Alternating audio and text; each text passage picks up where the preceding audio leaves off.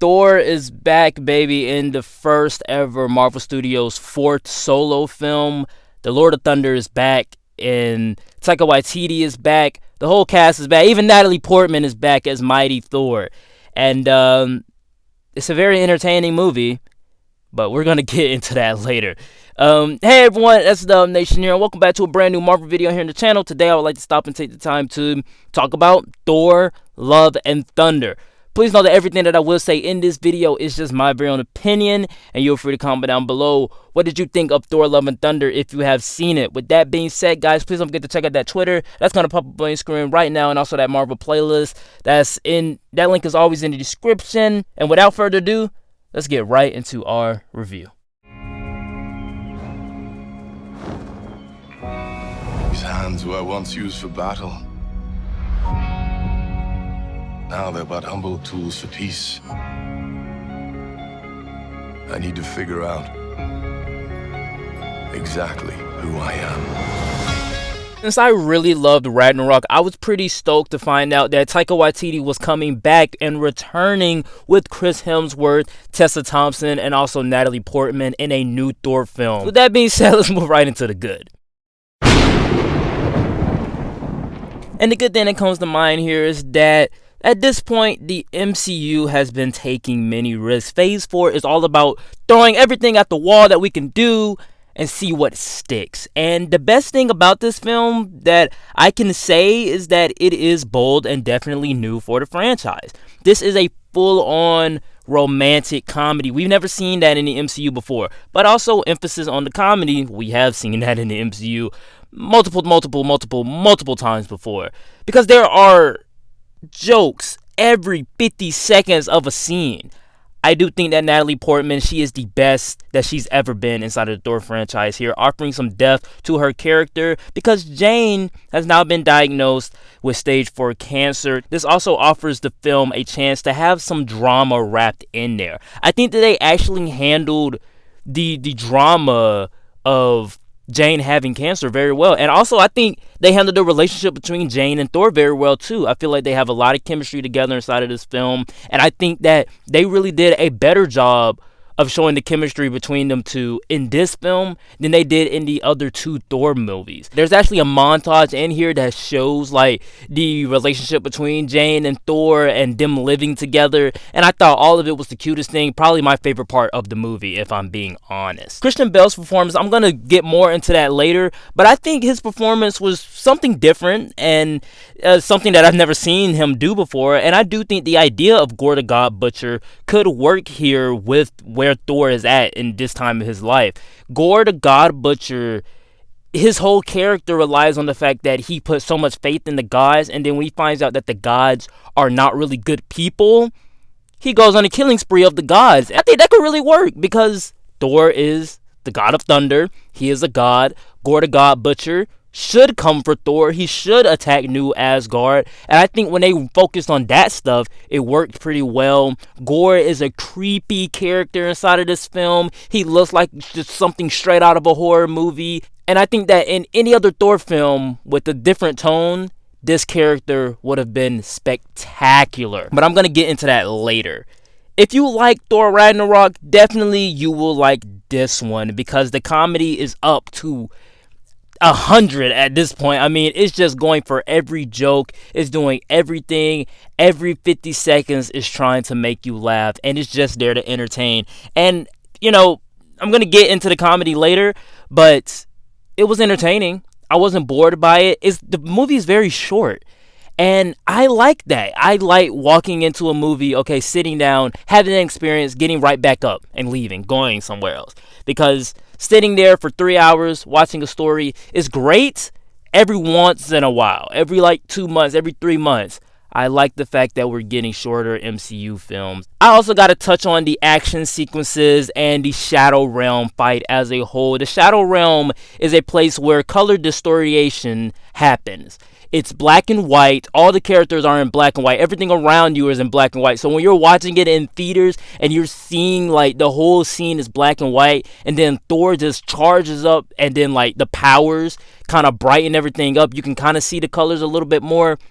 all of it worked for me because it's so creative, it's so clever, and it's so interesting. And I was like, okay, that's how you do something new with Thor. That's how you do something new with the franchise. You have this clever new detail that we've never seen before, and I think that works. It's just great to see the Guardians of the Galaxy again. It's a small thing. They're not really in the movie as much. They're only in the beginning, but I just like seeing them. Just, tying it all together back to Endgame is just pretty good. In my opinion, Thor Ragnarok is the funniest MCU film thanks to Taika Waititi's humor.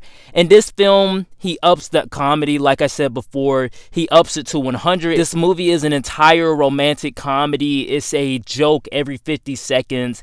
And with that, I gotta say, a lot of people will laugh. A lot of people will laugh and just excuse all the other problems. With me, was there really laughs? With that being said, let's move right into the mixed. And the mixed thing that comes to mind here is that Christian Bale is not in the movie as much, and this movie, since it's being a straight up romantic comedy, his character, his story, his arc, his goal just seems too dark and too serious for this type of film. And I don't believe that Taika Waititi balanced the tone of that very well. And I'm going to get into that later. And another thing, the story of Thor saving kids, I think works, but as a sketch comedy parody.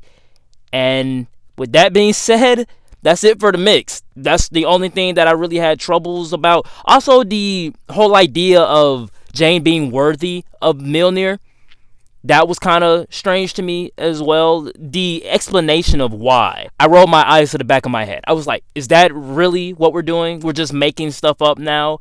And also what happens in the finale is very cool stuff. But the entire time I was just laughing because I was like, there's no way you expect me to believe that Thor can do this. That's where I was kind of mixed about.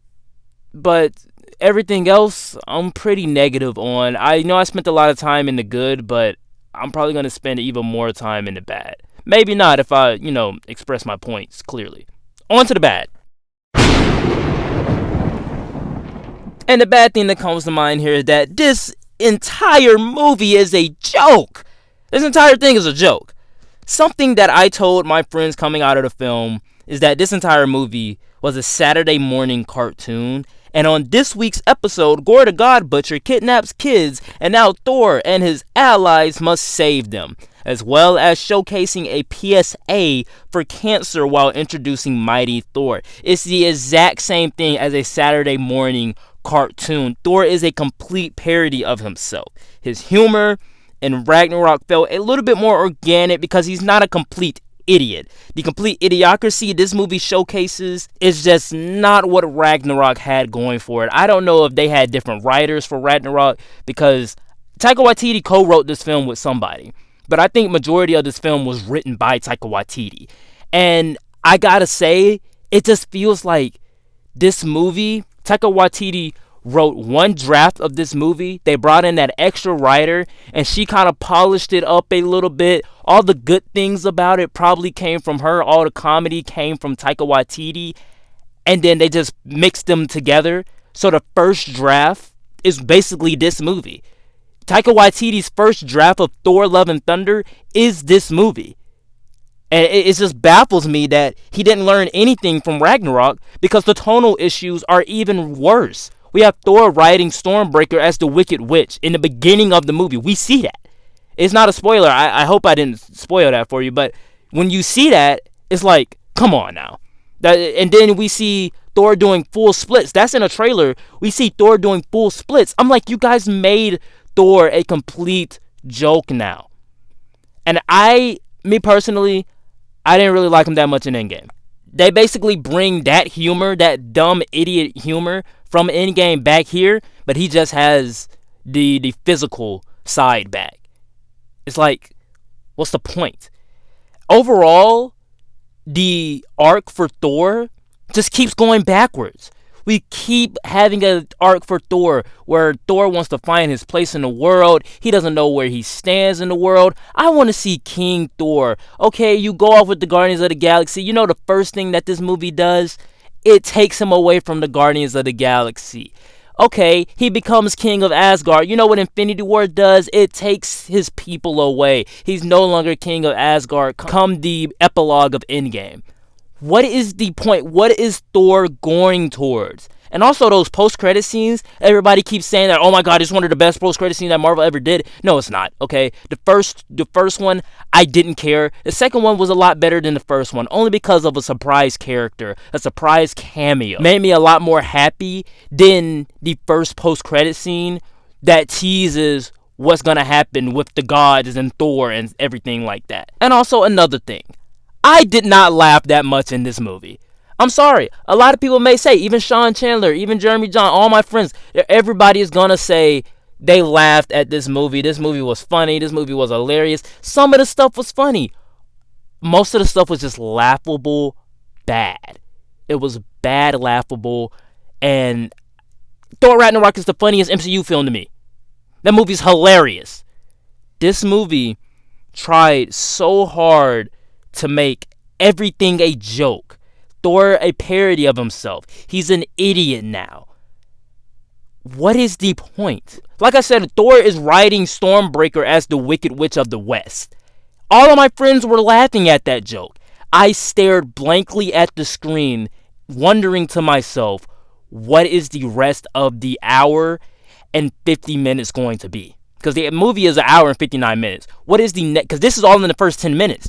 What is the next hour and 50 minutes going to be? Nothing but jokes, jokes, jokes, jokes, jokes. It's just like that. There's a romance between Mjolnir, Stormbreaker, and Thor. There's a love triangle there. I probably should have put that in the good because I actually really liked that. That was pretty clever. That was pretty funny.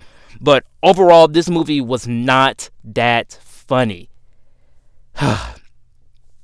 I'm exhausted from talking bad about this movie, because I really love the MCU, and I love Thor as a character. I love Thor Ragnarok. I love the first Thor. Thor 2 is enjoyable to me.